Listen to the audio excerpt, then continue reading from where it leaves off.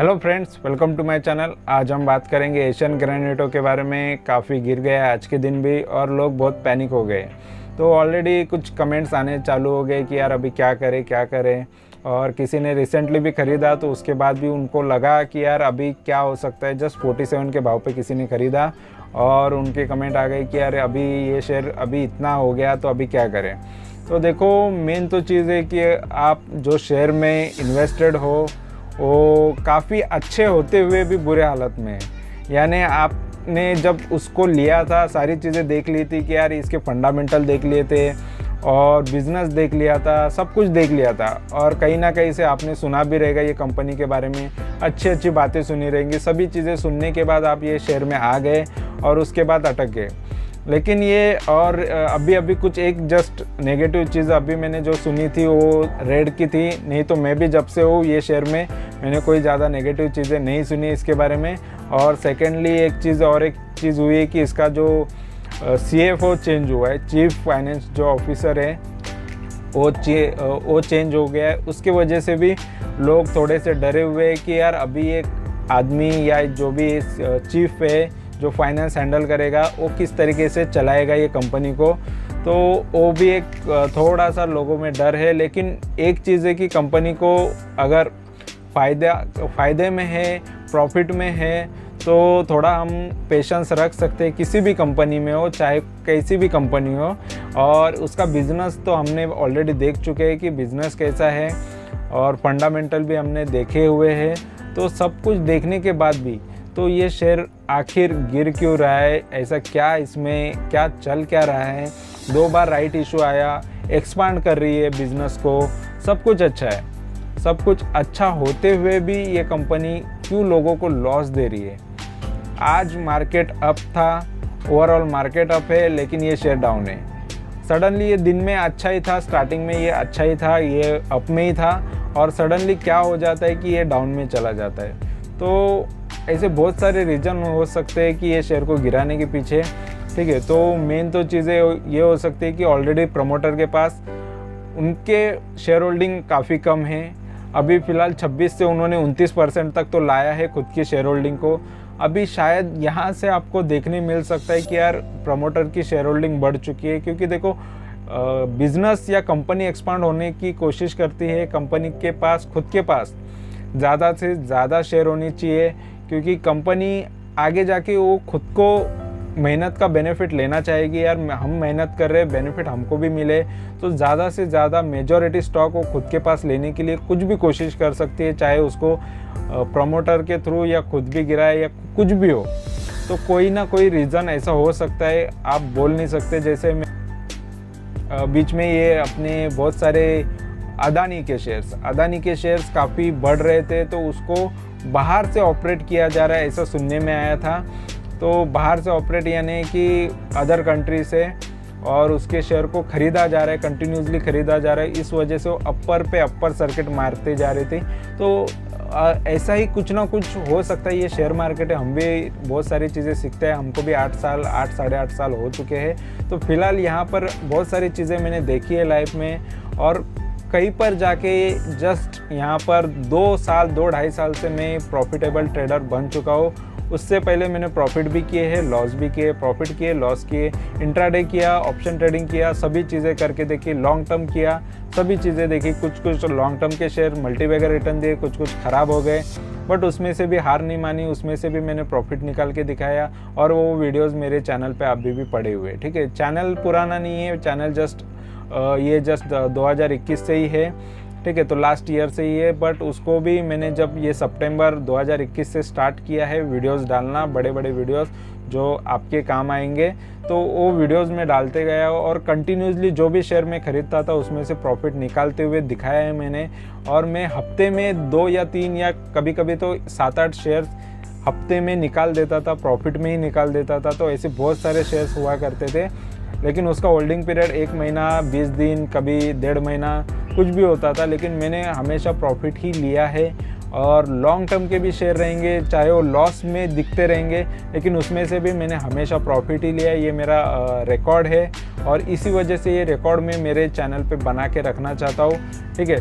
और मैं लोगों से जस्ट यही कहना चाहता हूँ, मार्केट में कितना भी बड़ा एक्सपर्ट क्यों ना हो, वो कहीं ना कहीं मार्केट में गलत साबित हो सकता है। देखो, मैं गलत कब साबित होऊंगा, जब ये कंपनी बंद पड़ जाएगी या जो भी कंपनी में मैं इन्वेस्टेड हूँ वो कहीं ना कहीं जाके रॉन्ग हो जाएगी, तो वहाँ पर भी मैं गलत पड़ सकता हूँ। तो दोस्तों, अभी हम इसके जो फंडामेंटल है और जो भी अच्छी चीज़ें है उस पर थोड़ी नज़र डालेंगे कि आप मुझे ये चीज़ें तो देख के बता देना है कि यार सच में कंपनी में रहना चाहिए या नहीं चाहिए। कोई भी ये सोच के तो आप अंदाज़ा लगा सकते हो कि यार इतनी अच्छी कंपनी होते हुए भी हम ऐसी कंपनी पे कैसे भरोसा ना करें, ठीक है।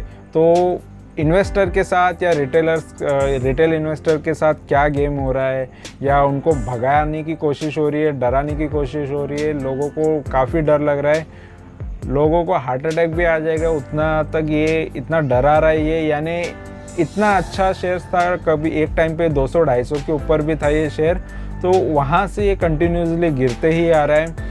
तो इतना गिरने के पीछे की वजह क्या है, कोई यहाँ पर वजह रीज़न नहीं नज़र आ रही है। यहाँ पर मैं सारी चीज़ें मैं आपको दिखा देता हूँ कि इसके फंडामेंटल देख लो, काफ़ी अच्छे होते हुए भी उसके चार्ट्स कितने डाउन हैं।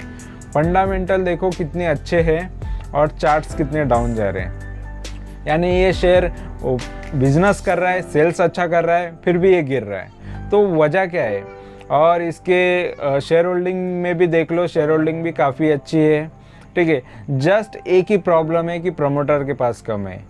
प्रमोटर के पास शेयर कम होने की वजह से कुछ भी गेम हो सकता है। ये मार्केट है और मार्केट में हमेशा जीत उसी की होती है जिसके पास पैसा होता है। अगर मेरे पास पैसा है, मेरे पास कैपिटल है, तो यहाँ से मैं जीत के ही निकलूँगा, क्योंकि यहाँ पर मैं एवरेज करके ये शेयर में से कभी भी निकल सकता हूँ। बड़े से बड़ा इन्वेस्टर कभी लॉस नहीं करता, ये आपको पता होना चाहिए। अगर ये शेयर में अगर राकेश झुनझुनवाला भी होता तो ये इसमें से प्रॉफिट करके निकलता। तो हमको क्या करना है कि हमको भी यही चीज़ करनी है कि अगर हमारे पास ऑलरेडी हमने कैपिटल डाला हुआ है और हमको भी प्रॉफिट ही चाहिए, तो प्रॉफिट चाहिए तो थोड़ा थोड़ा ऐड तो करना पड़ेगा, क्योंकि ये शेयर भी काफ़ी अच्छा है। इस वजह से अगर ये शेयर बिल्कुल ये क्वार्टर से लॉस करते हुए नज़र आता या नेक्स्ट क्वार्टर से लॉसिंग दिखता है, तो यहाँ पर कम्प्लीटली रिस्क हो जाता है। आपको यहाँ से भागना ही चाहिए, ठीक है। भागना, अगर आपको आपका कैपिटल बचाना है तो ठीक है। लेकिन मेरा स्ट्रेटजी अलग होता है कि मैं वेट करते रहता हूँ। एक आदत सी हो गई है कि यार लॉस लेना पसंद ही नहीं करता, मैं बिल्कुल लॉस लेना पसंद नहीं करता। एक तो कंपनी डूब जाए वो मेरे लिए बहुत ये हो जाएगा कि यार ठीक है यार कंपनी डूब गई, लेकिन मुझे लॉस होगा ये मेरे से देखा नहीं जाएगा कि यार मैंने हार मान ली, मैंने जल्दी हार मान ली, तो ये मेरे से देखा नहीं जाएगा। इस वजह से मैं तुरंत शेयर को नहीं बेचता।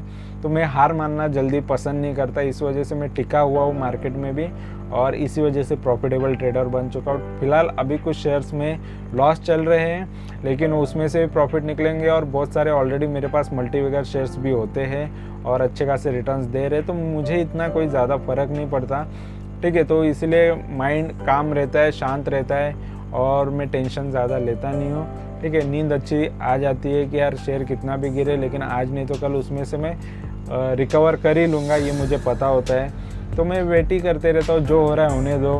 मार्केट देखो पॉजिटिव है, फिर भी ये गिर रहा है, आज गिरा है, नहीं तो नॉर्मली ये मार्केट को सपोर्ट कर रहा था। मार्केट जैसा चल रहा है वैसे ही चल रहा था, आज ये गिरा। तो हम इसमें क्या कर सकते हैं, तो जस्ट आपको यही बताना चाहूँगा कि आप में अगर पेशेंस है तो देख लो, किसी तो शेयर से कुछ सीख लो, नहीं तो एक काम करो, क्योंकि कोई लोग यहाँ पर कमेंट में डालते थे क्यों मस्का लगा रहे हो। मस्का मुझे लगा कि कोई आपसे कुछ पैसे नहीं मिलने वाले और उससे मुझे कोई फ़ायदा नहीं होना है। जो भी पैसा मिलेगा ये शेयर से मिलेगा, आप मुझे 1 रुपये का कुछ नहीं देने वाले हो, ठीक है। तो आपसे कुछ भी इनकम मेरी है नहीं, और ऑलरेडी चैनल नया है तो यूट्यूब कुछ देता नहीं है, ठीक है। तो इस वजह से ये समझ लेना कि ये यूट्यूब के लिए भी नहीं, कुछ नहीं, ये मेरे रिकॉर्ड के लिए। जो भी पैसा लाखों में यहाँ से जस्ट एक शेयर दे देगा, आप तो कुछ नहीं दोगे, ठीक है। तो मेन जो भी मेरा प्रॉफिट होगा ये ये एशियन ग्रेनाइट ये शेयर से ही होने वाला है और यहाँ से अदर जगह से कोई प्रॉफिट नहीं होने वाला है। तो आपको मस्का लगा कि आप मेरे कोई आपसे कुछ पैसा निकलेगा तो मैं मस्का लगाऊंगा, और ना ही मेरा फ्यूचर में कोई प्लान है कि यार आपको कोर्स बेचूँ, मैं कोर्स बनाऊँ, ये करूँ वो करूँ, जो भी है मार्केट से कमा के दिखाओ। तो ये चीज़ करने के लिए मैं यहाँ पे ये चैनल खोल के बैठा हूँ कि यार लोगों कोर्स भी बेच रहे हैं, यहाँ पर मैं बिना कोर्स बेचे भी खुद भी कमाऊँ, लोगों को भी सही गाइड करूँ, ये मेरा मेन मोटिव है। तो ये भी चीज़ मैं कर रहा हूँ, ठीक है। तो आगे अभी क्या हो गया कि जब से मार्केट गिर रहा है तब से काफ़ी लोग पैनिक हो गए और बहुत सारे लोगों के शेयर गिर गए, मेरे भी शेयर गिरे। तो कोई बात नहीं, ऑलरेडी मैंने देखे लॉस करते हुए भी देखा है, 99% भी शेयर्स गिरते हुए मेरे चैनल पे देखा करो। एक ही शेयर के पीछे लगोगे कि आपका जो शेयर है वही चीज़ें देखोगे तो आपको नॉलेज कहाँ से आएगा। नॉलेज तो कमाना नहीं, लेकिन पैसा सबको कमाना है। हमको नॉलेज भी हमने गेन किया, हमने केस स्टडीज़ भी देखी, किस सारी चीज़ें देखे, कौन से शेयर्स को मल्टीबैगर होते हुए देखा है, किसी को डूबते हुए देखा है, सभी चीज़ें हमने देखी हुई है, तभी हम यहाँ पर मार्केट में टिके हुए हैं, ठीक है। तो यहाँ पर देख लो, ये सारी चीज़ें मैं यहाँ पर आपको ये शेयर के बारे में दिखा रहा हूँ। देखो सब कुछ अच्छा है, फंडामेंटली काफ़ी अच्छी शेयर है, कंपनी अच्छी है, बिजनेस अच्छा है, सब कुछ अच्छा है ये शेयर में।